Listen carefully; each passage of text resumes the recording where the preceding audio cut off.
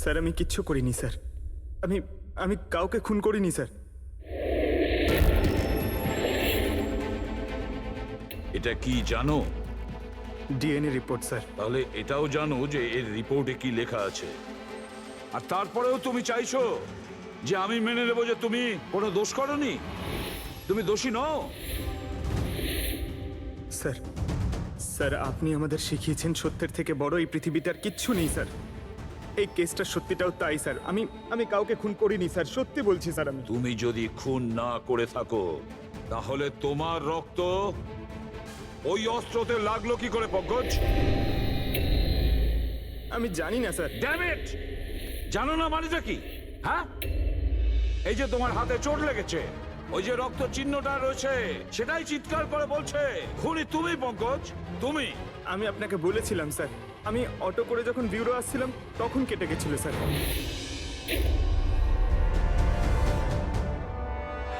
Sir এটাও তো হতে পারে যে কেউ পঙ্কজকে ফাঁসানোর চেষ্টা করছে। পঙ্কজ, যে লোকটা তোমার হাত কেটেছিল হয়তো সেই তোমার রক্তের স্যাম্পল নিয়ে গেছে ক্রাইম সিনে রাখার জন্য। স্যার না স্যার, স্যাম্পল ছিল না ওর কাছে। ও যখন আমার হাত কেটেছিল তখন সঙ্গে সঙ্গে রক্ত বেরোয়নি স্যার। ও চলে যাবার পর আমার রক্ত বেরিয়েছিল। ওর কাছে আমার স্যাম্পল থাকতেই পারে না স্যার। যদি তোমার রক্ত কেউ না নিয়ে থাকে তাহলে তোমার রক্ত ক্রাইম সিনে শুধু একটা কারণেই যেতে পারে পঙ্কজ, আর সেটা তখনই যখন তুমি ওখানে খুন করতে গিয়েছিলে। স্যার এ তো অদ্ভুত ব্যাপার। স্যার পঙ্কজ যদি মিথ্যে বলতো, আমাদের বিভ্রান্ত করতে চাইতো, তাহলে তো বলতেই পারতো যে ওর স্যাম্পল কেউ নিয়ে চলে গেছে, কিন্তু ও আমাদের সত্যি বলল। তাহলে ওর সত্যির কি কোনো দাম নেই স্যার? হ্যাঁ অভিজিৎ, সত্যির অনেক দাম আছে, কিন্তু আপাতত এই কেসের একটাই সত্যি, এই খুনের একজনই সাসপেক্ট, আর সে হলো পঙ্কজ।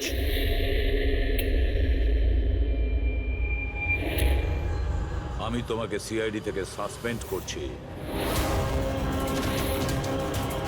স্যার স্যার আমার কথা বিশ্বাস করুন, আমি কিচ্ছু করিনি। আমি খুন করিনি, আমি আমার বাবার দিব্যি করে বলছি স্যার। তোমার গান আর ব্যাচ। স্যার, একজন ছেলে তার বাবার শ্রাদ্ধের দিন কিভাবে তার মিথ্যে দিব্যি কাটতে পারে স্যার? আমি তোমাকে জিজ্ঞেস করিনি ফেডরিক। গান আর ব্যাচ।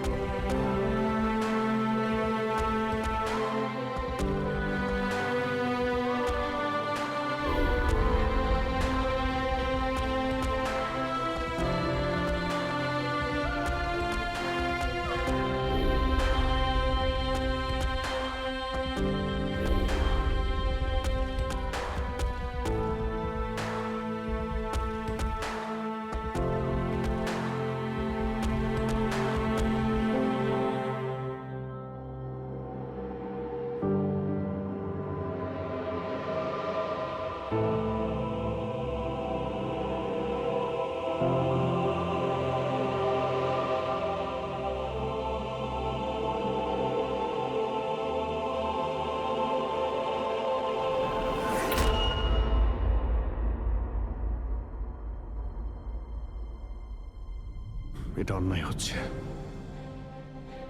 এটা খুবই অন্যায় হচ্ছে। নো অফেন্স স্যার, কিন্তু আপনি আপনি সবসময় আমাদের উপরে এইভাবে সন্দেহ করতে পারেন না স্যার। এটা তুমি কি বলছো অভিজিৎ? কি ভুল বললাম আমি? যখনই কোনো সিআইডি অফিসারকে মিথ্যে ব্লেম দেওয়া হয়েছে, আপনি আমাদের উপর কখনোই ভরসা করেন না। এটা তুমি কি বলছো অভিজিৎ? আমি তোমার কাছে এটা আশা করিনি। স্যার, আমাদেরও আপনার কাছে কিছু আশা থাকে স্যার। আপনার একটা ইশারায় আমরা যে কোনো মুহূর্তে জীবন দিতে প্রস্তুত থাকি। তাহলে এটুকু আশাও কি অন্যায় যে আপনি খারাপ সময় আমাদের পাশে থাকবেন, আমাদের আপনি সহযোগিতা করবেন? তোমাদের আমি সহযোগিতা করি না? সত্যিটা জানার চেষ্টা করিনি? সত্যিটা জানার চেষ্টা করে অনেকবার আপনি আমাদের আত্মসম্মানে আঘাত করেছেন স্যার। আমাদের দায়িত্ব আর কর্তব্যকে আপনি সন্দেহ করেছেন। যখন আমাকে মিথ্যে অপবাদ দেওয়া হয়েছিল, আপনি আমার উপরে ভরসা করেননি স্যার। আর যতক্ষণ পর্যন্ত অভিজিৎ নিজেকে নির্দোষ প্রমাণিত করছে, ওকে জেলেই থাকতে হবে। যখন দয়াকে মিথ্যে অপবাদ দেওয়া হয়, তখন ওকেও আপনি ভরসা করেননি স্যার। কিন্তু হয়তো আপনি একটা কথা ভুলে গেছেন, একবার আপনাকেও এরকম মিথ্যে অপবাদ দেওয়া হয়েছিল স্যার।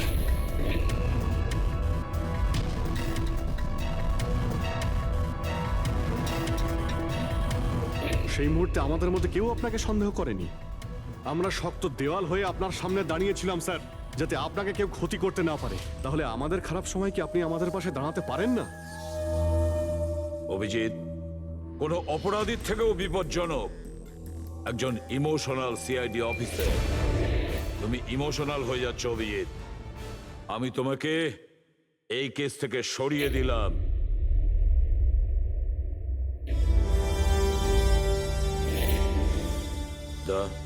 পুরবি, আজ থেকে পঙ্কজের কেস তোমরা দুজন ইনভেস্টিগেট করবে। শুধু শুধু তোমরা দুজনে। ঠিক আছে স্যার। এখন আমার উপরে আপনার এতটুকুও ভরসা নেই যে এই কেসটাকে আমি নিউট্রাল ভাবে দেখতে পারবো কিনা। এত বছর ডিউটির পর এরকম মেডেল তো ভাগ্যবানেরাই পায়। Thank you sir.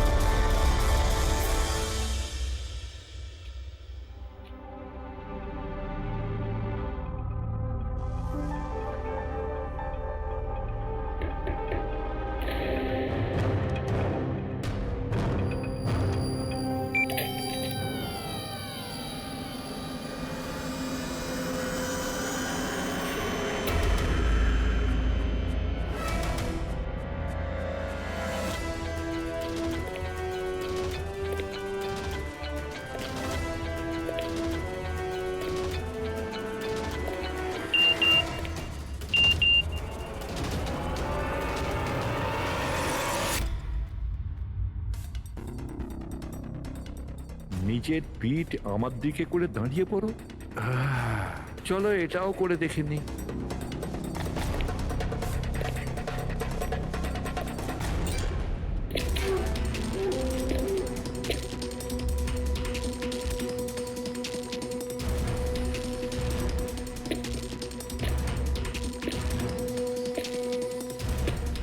আপনি এসে গেছেন স্যার। আমি আপনার জন্য অপেক্ষা করছিলাম। ওইখানে আপনার ফাইলটা আছে, ওখানে পুরো ফাইন্যান্সিয়াল প্ল্যান পড়ে আছে এবং আমার স্থির বিশ্বাস যে আপনার খুব পছন্দ হবে।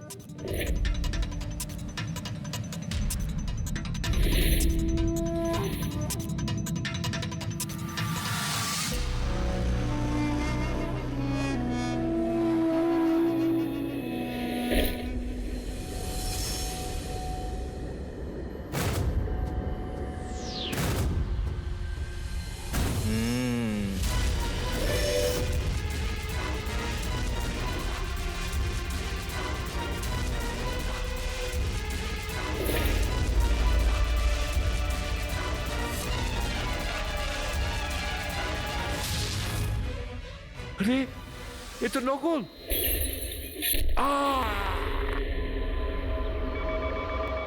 Hello, ACP Pradyuman here.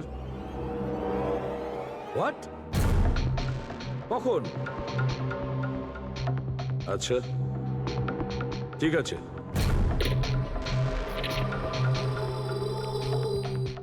তা অভিজিৎ, বিক্রম বিজয় খুন হয়েছে। বিক্রম বিজয় মানে ওই কেলেঙ্কারি কেসের? হ্যাঁ হ্যাঁ, ওই বিক্রম বিজয় আজও আইনকে ফাঁকি দিয়ে পালাচ্ছিল, আর আজও খুন হয়েছে ওরই বাড়িতে। একদিন না একদিন তো এটা হওয়ারই কথা ছিল স্যার, এত শত্রুও পুষেছে ঘরের মধ্যে। Sir I am really sorry sir, একটু লেট হয়ে গেলাম। কি ব্যাপার পঙ্কজ, কোথায় ছিলে তুমি? স্যার আসলে বাবার শ্রাদ্ধ ছিল আজ, তাই মন্দিরে গেছিলাম পুজো দিতে। ঠিক আছে, আর এটা হাতে কি হয়েছে? আরে স্যার আসতে গিয়ে লেগে গেল, তেমন কিছু না, খুব বেশি লাগেনি স্যার। ঠিক আছে, তৈরি হয়ে নাও, একটা মার্ডার কেস এসেছে। আর শোনো,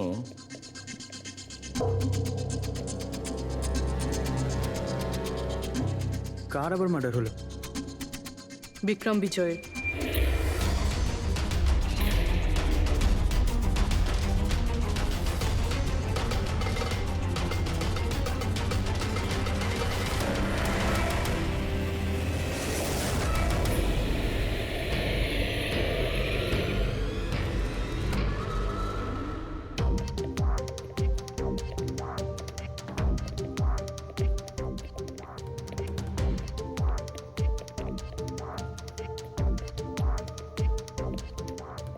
সিআইডি হ্যাঁ, স্যার, আমি গোপাল, বিক্রম স্যারের ম্যানেজার। এই তিনজন কারা? এ মোহিত, বিশাল আর ও হলো রাঘব, এরা স্যারের সিকিউরিটি গার্ডস। ও, আর ইনি? ইনি বিক্রম স্যারের ওয়াইফ মধু ম্যাডাম, আর বাকিরা সব স্টাফ। বডি কোথায়? স্যার বডি ভেতরে আছে। এই ঘাড়ে আঘাত করেছে আর পেট আর বুকেও মেরেছে। খুনি এটা শিওর হতে চেয়েছিল যে কোনোভাবেই যেন এ বেঁচে না যায়।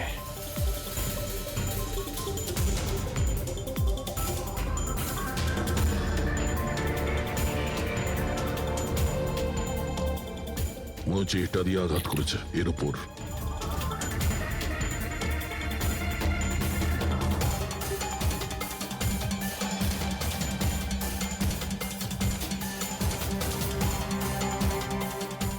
বিক্রমের ফোনে শেষ মেসেজটা কোনো আননোন নাম্বার থেকে এসেছিল। নিজের পিঠ আমার দিকে করে দাঁড়াও। পিঠ আমার দিকে মানে ওই লোকটা কি একে নিজের মুখ দেখাতে চাইনি নাকি?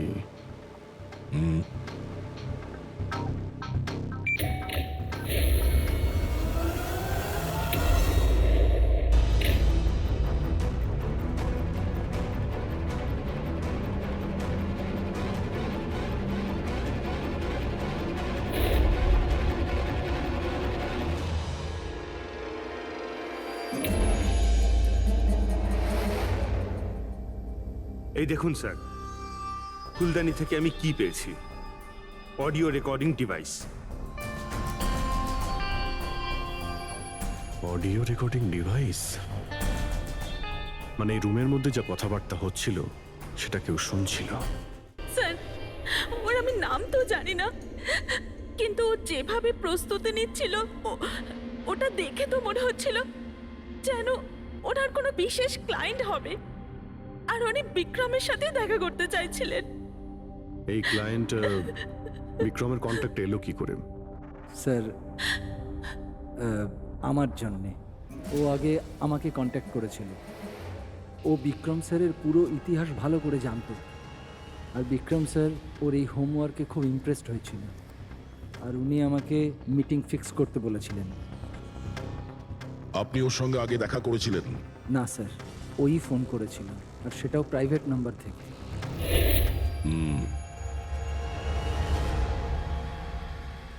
তাহলে আপনারা মিটিং এর আগে সবকিছু দেখে নিয়েছিলেন?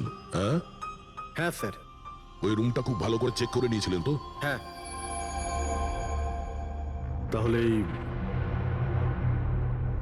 অডিওর রেকর্ডিং ডিভাইস এটা রুমের মধ্যে এলো কি করে? স্যার, এটা কোথায় ছিল? ফ্লাওয়ার পটের মধ্যে। ফ্লাওয়ার পটে? ওটা তো তুই চেক করেছিলিস না মোহিত? আমি চেক করেছিলাম স্যার, কিন্তু আমি এটা ফ্লাওয়ার পটে দেখতে পাইনি। দেখতে পাননি? আগে না। আচ্ছা, কিভাবে তুমি দেখলে না? ব্যুরো চলো, ওখানে সবাই খুব ভালোভাবে দেখতে পায়।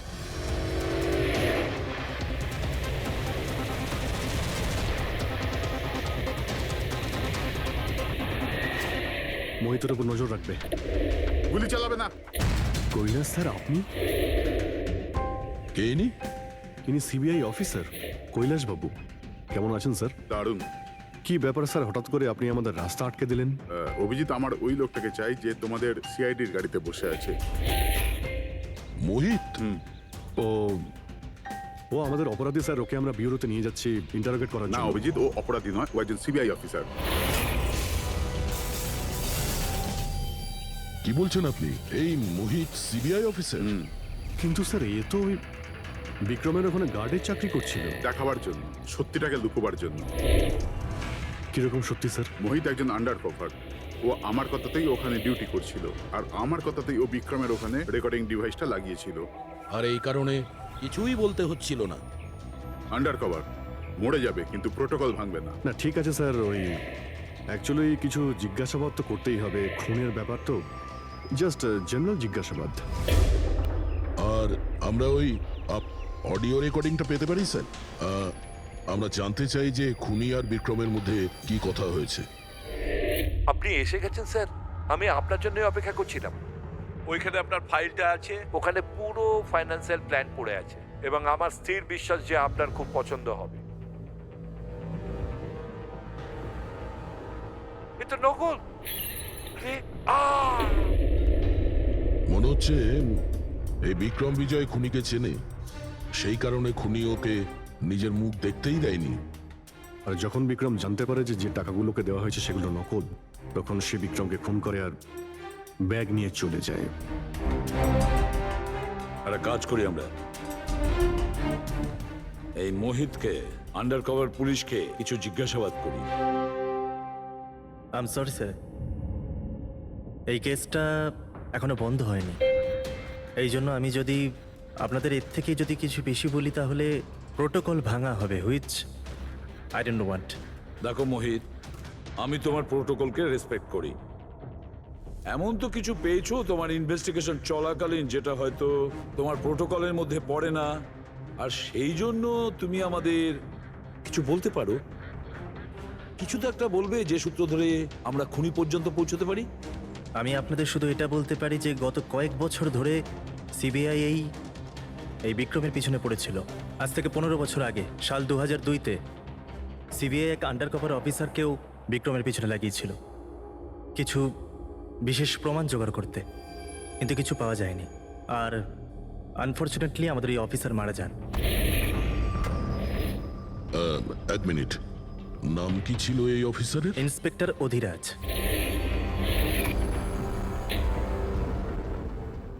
ইন্সপেক্টর অধিরাজ? এই বোতলে যে রক্তটা আছে, এই রক্তে বিক্রমের ডিএনএ ছাড়াও অন্য কারো ডিএনএ আছে। বিক্রমের ডিএনএ ছাড়াও অন্য কারো ডিএনএ আছে? তুমি বলতে চাইছো অন্য কেউ ছিল? কে ছিল সালুকে? ক্রিমিনাল ডাটাবেসের সঙ্গে কম্পেয়ার করে দেখেছিলে, ম্যাচ করে দেখেছিলে তুমি? তার দরকার পড়েনি। প্রয়োজন ছিল না কি বলছো সালুকে? সেটা কার ডিএনএ? ওই ডিএনএ হ্যাঁ, পঙ্কজের। হোয়াট? ওই ডিএনএ পঙ্কজের? আমাদের পঙ্কজের? আমাদের পঙ্কজের। এটা কি করে হতে পারে? সিআইডি অফিসার হলো পঙ্কজ। সিআইডি অফিসার পঙ্কজ খুন করতে পারে? আমাদের একজন অফিসার খুনি? কিন্তু স্যার, পঙ্কজ কেন খুন করতে যাবে? সেটাই তো, সিআইডি অফিসার কেন খুন করতে যাবে? স্যার, বিক্রমের বাড়ির থেকে 1 কিলোমিটার দূরে পুলিশ একটা বেবারিশ মোটরসাইকেল পেয়েছে স্যার। কার মোটরসাইকেল ছিল ওটা? স্যার, ও পঙ্কজের ওটা।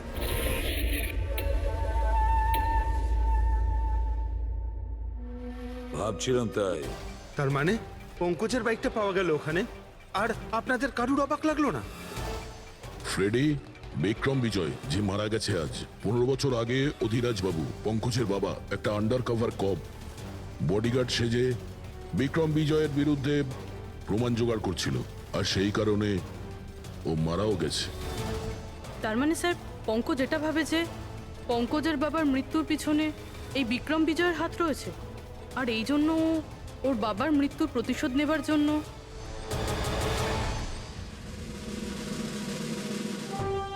পঙ্কজ এখন কোথায়?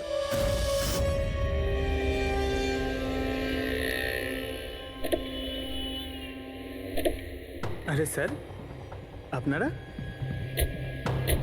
আরে এই প্রশ্নটাই তো আমরা তোমাকে জিজ্ঞেস করছি। তুমি এখানে কি করছো? তুমি তো অসুস্থ ছিলে। আরে স্যার, বাইক চুরি হয়ে গেছিল আমার। এই সামনে থানাতেই রিপোর্ট লেখাতে এসেছিলাম। এই দেখুন। আমরা জানি তোমার বাইকটা কোথায়। আপনারা কি করে জানলেন স্যার? তোমার বাইক বিক্রম বিজয়ের বাড়ির কাছে পেয়েছি। সেই বিক্রম বিজয় যে তোমার বাবার খুনি। যখন বিউরোতে এসিপি স্যার বলল যে বিক্রম বিজয়ের খুন হয়েছে, তখন তুমি জানতে না ওই বিক্রম বিজয়? হ্যাঁ স্যার। আরে তাহলে তুমি বিউরোতে কেন বললে না? তোমার বলা উচিত ছিল যে বিক্রম বিজয়ই তোমার বাবার খুনি। স্যার, বাবার শ্রাদ্ধ ছিল স্যার। মন্দির থেকে বিউরো আসছিলাম, ওনার ব্যাপারেই ভাবছিলাম, আর কিছু খেয়াল ছিল না স্যার। একদম কিচ্ছু মাথায় আসছিল না, বুঝতেই পারছিলাম না কি করব। আর এই যে তোমার হাতটা কাটা, এক্স্যাক্টলি কি হয়েছিল? স্যার, এটা তো মন্দির থেকে যখন আমি অটোতে ফিরছিলাম।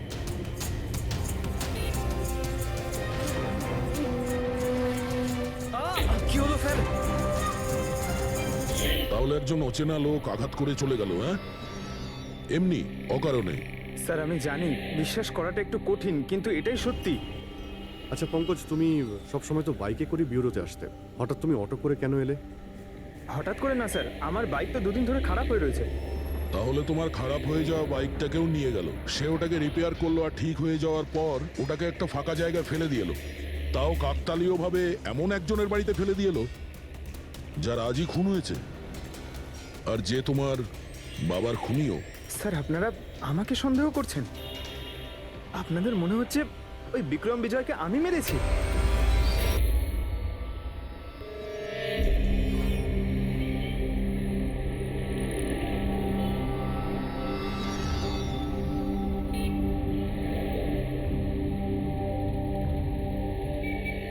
যদি এই পঙ্কজ নিজের বাড়ি থেকে বিক্রম বিজয়ের বাড়িতে যায়, তো এখানে এই জাংশন থেকেই গিয়েছে।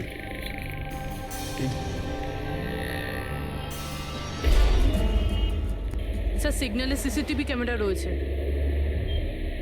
এই সিসিটিভি ক্যামেরার ফুটেজ থেকেই আমরা জানতে পারবো যে পঙ্কজ ওই বাইকে করে এখান থেকে গিয়েছিল নাকি ওটা অন্য কেউ ছিল।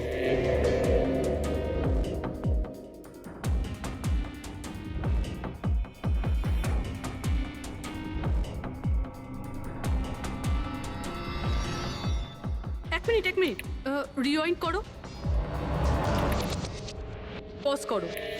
স্যার, এই দেখুন, একে পঙ্কজের মতনই দেখতে লাগছে না? বাইকের নাম্বার হলো XYA4784।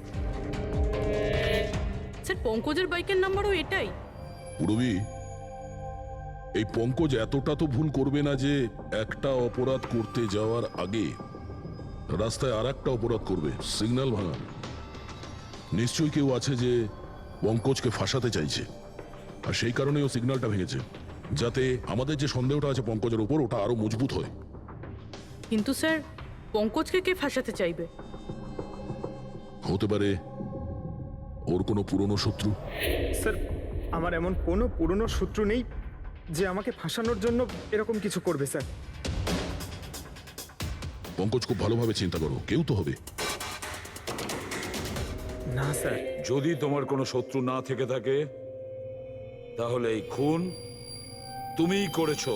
তুমি নিজের বাবার মৃত্যুর প্রতিশোধ নিয়েছো তুমি, আর সেটাও ওনার মৃত্যুবার্ষিকীতে। স্যার, আমার প্রতিশোধ নেবার কোনো মেন্টালিটি নেই স্যার। আমি খুনি না স্যার, আমি একজন সিআইডি অফিসার। যতদূর বাবার কথা স্যার, আমি তো ওনাকে ভালো করে দেখিও নি। স্যার আমার তো এমন কিছু মনেও নেই যে উনি আমাদের সঙ্গে কখনো টাইম স্পেন্ড করেছেন বা আনন্দ করেছেন। স্যার উনি হয়তো কখনো ভাবতেনও না যে ওনার একটা ছেলে আছে যার ওনাকে প্রয়োজন। তার মানে হলো তোমার বাবার সঙ্গে তোমার সম্পর্ক ভালো ছিল না? স্যার উনি একজন আন্ডারকভার কপ ছিলেন, বেশিরভাগই নিজের কাজেই ব্যস্ত থাকতেন।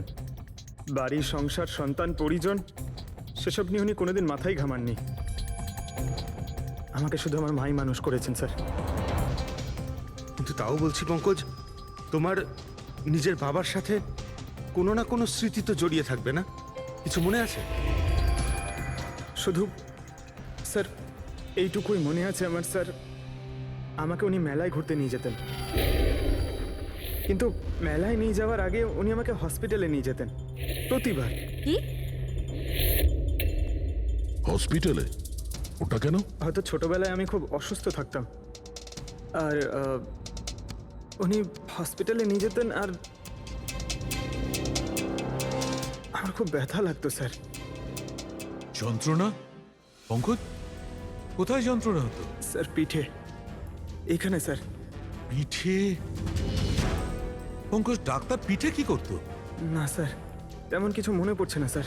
মনে করো, মনে করো পঙ্কজ, মনে করো, মনে করো কি করতো? তোমার পিঠে ইঞ্জেকশন দিত বা পিঠের থেকে রক্ত বার করতো? কি করতো মনে করো? স্যার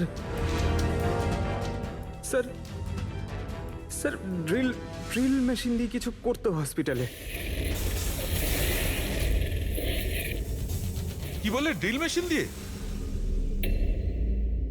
আর তারপরে তোমার পিঠে যন্ত্রণা হতো? খুব ব্যথা করতো স্যার, আমি তো এক সপ্তাহ ঠিক করে বসতে পারতাম না।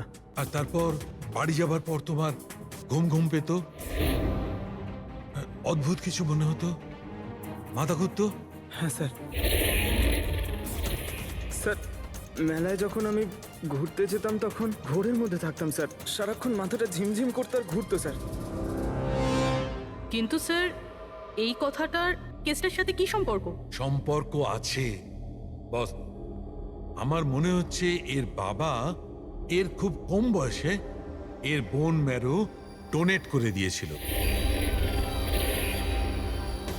কিন্তু স্যার বাচ্চাদের বোন ম্যারো ডোনেট করা তো বেআইনি কাজ। বেআইনি কাজ, কিন্তু আমার মনে হচ্ছে বস টাকার জন্য বা যে কোনো কারণেই হোক ওই ডক্টর এর বাবার জন্য এই সমস্ত করেছে। সেটা বুঝলাম স্যার, কিন্তু আমি এখনো এটা বুঝতে পারছি না যে ওই ঘটনাটার এই কেসের সাথে কি সম্পর্ক। কানেকশন এইটা পুরোপুরি, যখন কাউকে বোন ম্যারো ডোনেট করা হয়ে থাকে তখন যাকে বোন ম্যারো ডোনেট করা হয়েছে সেই ব্যক্তির হিউম্যান কাইমারিজম হয়ে যায়। হিউম্যান কাইমারিজম? এটা এটা কি ডক্টর সালুখে? মনে করো যে যে লোকটাকে বোন ম্যারো ডোনেট করা হয়েছে সেই ব্যক্তিটির শরীরে দুটো ডিএনএ তৈরি হয়ে যায়।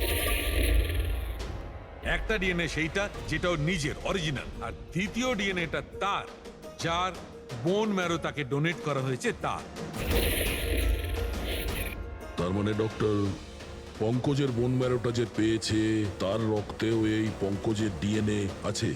এক্স্যাক্টলি দয়া বস, আমার মনে হচ্ছে সেই ব্যক্তিটা একটা বিশেষ লোক যার জন্য পঙ্কজের বাবা এই কাজ করেছিলেন।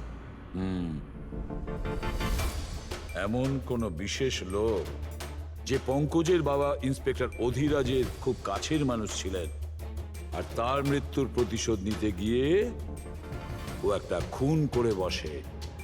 কিন্তু কে?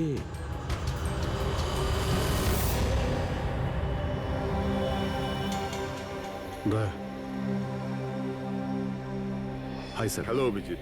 হাই দয়া, কেমন হ্যালো, আছো? গুড। সরি, আপনাকে এরকম একটা জায়গাতে ডেকে আনতে হলো। অভিজিৎ, যে ইনফরমেশন তোমার দরকার ছিল সেটা না সিআইডি অফিসে দেওয়া যেত না আমার অফিসে?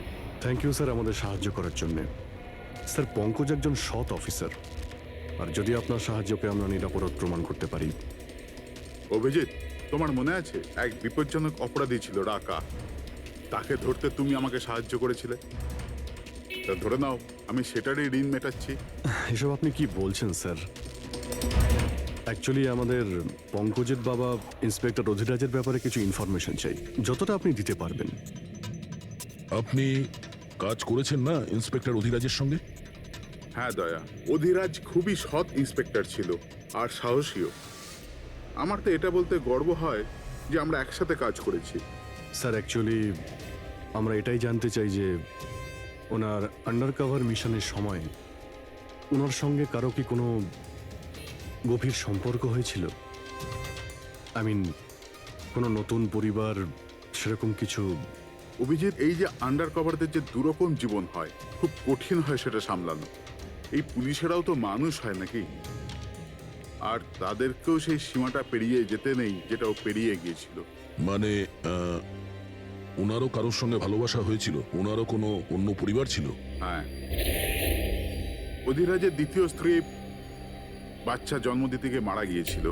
ও, আর অধিরাজ বাবুর মৃত্যুর পর এই দ্বিতীয় বাচ্চাটার কি হয়েছে? এই রহস্য সবসময় রহস্যই রয়ে গেছে। অধিরাজ ওই দ্বিতীয় বাচ্চাটাকে কোথায় রেখেছে, কিভাবে বড় করেছে, আর ওই বাচ্চাটা কোথায় গেল কেউ কিছু জানে না। আর এই যে বাচ্চাটা, মানে দ্বিতীয় বিয়ের বাচ্চাটা, কত বয়স ওর? এ পঙ্কজের থেকে 2-3 বছর বড় হবে। বিয়ে পঙ্কজের মায়ের সাথে আগে হয়েছিল, কিন্তু বাচ্চা দ্বিতীয় স্ত্রীর আগে হয়েছিল। হয়তো ওনার কোনো রোগ ছিল যার কারণে অধিরাজবাবু পঙ্কজের বোন ম্যারো ওকে দিয়েছিলেন। নিজের বাবার মৃত্যুর প্রতিশোধ নিতে হতে পারে খুনটা পঙ্কজের সৎ ভাইই করেছে। আর এখন প্রশ্ন এটাই যে পঙ্কজের এই সৎ ভাই কে সে, আর এখন কোথায়? আমার কিছু কিছু আইডিয়া হচ্ছে যে ওর সঙ্গে ঠিক কি হতে পারে। দেখুন স্যার, আমাদের আরো একটা সাহায্যের খুব প্রয়োজন। এই আন্ডারকভার মিশনের সময় আপনাদের সঙ্গে আর কারা কারা ছিলেন তার সবার ইনফরমেশন চাই, আর অধিরাজ বাবুর ডিটেলস। অভিজিৎ, এটা একটু মুশকিল হবে। জানি স্যার, এটা খুবই কঠিন, কিন্তু কাউকে নির্দোষ প্রমাণ করতে হবে। আপনি আমাদের উপরে বিশ্বাস রাখতে পারেন, সমস্ত ইনফরমেশন আমাদের কাছেই থাকবে। ওকে। আরে ভাই, কতক্ষণ আর অপেক্ষা করতে হবে? এ লোক সময় আসে না কেন?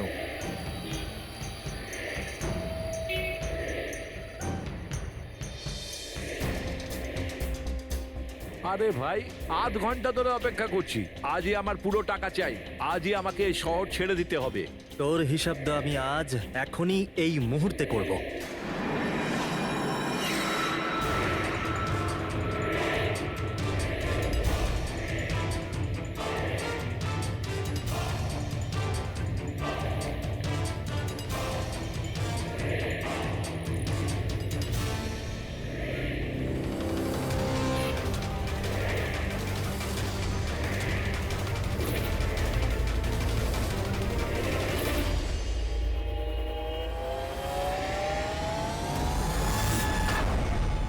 তোর অ্যাকাউন্ট সিআইডি বন্ধ করবে।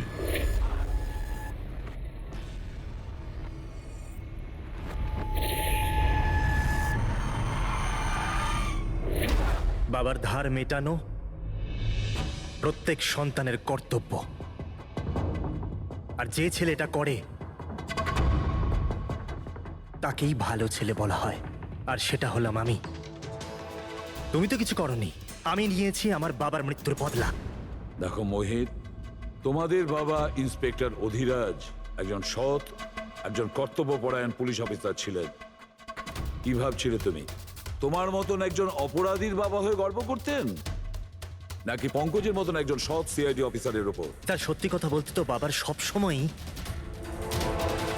এই পঙ্কজের উপর গর্ব ছিল, আর ভালোবাসতো একেই বেশি। আমাকে তো উনি অনাথ আশ্রমে দিয়ে দিয়েছিলেন স্যার, যাতে ওনার দ্বিতীয় পরিবারের ওপর কোনো আঁচ না আসে। তুমি যখন এই কথাটা জানতে আমাদের কাছে এলে না কেন? আমি তো তোমার ভাই, একসঙ্গে ধরতাম বিক্রমকে, তাও আইনের পথে। চাই না আমার তোমার সাহায্য। আমাদের বাবার হত্যাকারীকে কিভাবে ধরতে হবে, কিভাবে ওর উপর প্রতিশোধ নিতে হবে, এর প্ল্যানিং আমি আগে থেকে করে রেখেছিলাম, অনেক দিন থেকে। আর এটাই হলো কারণ আমার সিবিআই অফিসার হওয়ার। আর ঠিক আমার বাবার মতোই একটা আন্ডারকভার মিশনে গেছিলাম ওই বিক্রমের বিরুদ্ধে, কিন্তু এইবার তাকে সাজা দেওয়ার জন্য নয় স্যার, বরং ওকে শেষ করার জন্য। একজন সিবিআই অফিসার হয়েও তুমি অপরাধ করেছো। তোমাদের মতো অফিসারের জন্যই সবাই আইনের উপরে ভরসা করতে পারে না। এই কাজে কেতন তোমাকে সাহায্য করেছিল না? হ্যাঁ স্যার, কেতনও আমার বাবার সাথে কাজ করত। সেও একজন আন্ডার কভার অফিসার ছিল। সেই আমাকে সবকিছু বলেছে। আর তার বলাতেই আমি জানতে পারি যে ছোটবেলায় আমার একটা অপারেশনও হয়েছিল। আর যখন তুমি জানতে পারলে যে তোমার রক্তে দুটো ডিএনএ আছে, একটা তোমার আর একটা আমার, তুমি খুন করে আমাকেই ফাঁসিয়ে দিলে। হ্যাঁ, আর এই জন্য আমার রক্ত বার করে আমি অস্ত্রের ওপরে ছড়িয়ে দিয়েছিলাম। আর তারপর তোমার হাত কেটেছিলাম, যাতে এক তীরে দুই পাখি মরে। আমার দুই শত্রু, আমার বাবার হত্যাকারী ওই Vikram. Hello Kailash sir. Sir, আমি বিক্রমের রুমেতে অডিও ডিভাইস লাগিয়ে দিয়েছি।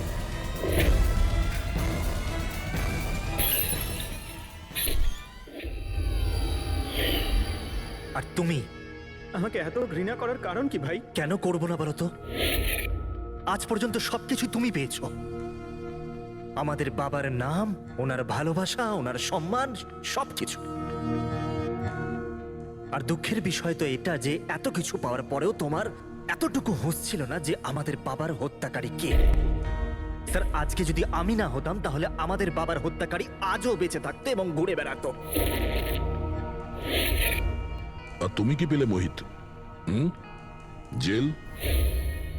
আর খুন করে তোমার বাবা কি পেল মরার পরে? লজ্জা? স্যার, একটা প্রশ্ন করতে পারি আপনাকে? আপনারা আমার কাছে পৌঁছলেন কি করে? কারণ আমি এতটুকুও ভুল করিনি সমস্ত প্রমাণ পঙ্কজের বিরুদ্ধে করতে।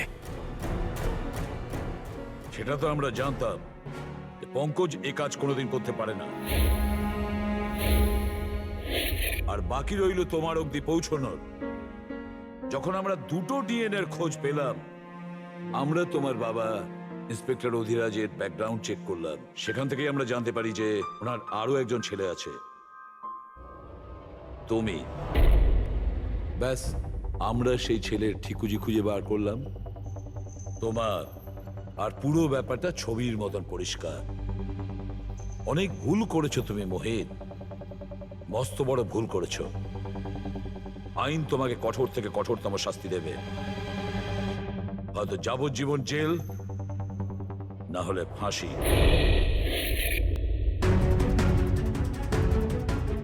ফ্রেডরিক,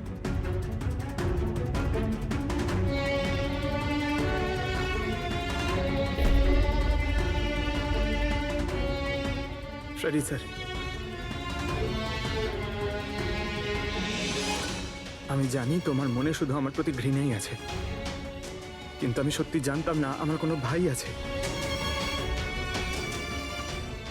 আমি জানি না তোমার সঙ্গে কি হবে, কিন্তু তুমি একটা কথা সবসময় মনে রেখো, আমি তোমার অপেক্ষা করব। I'll wait for you, brother.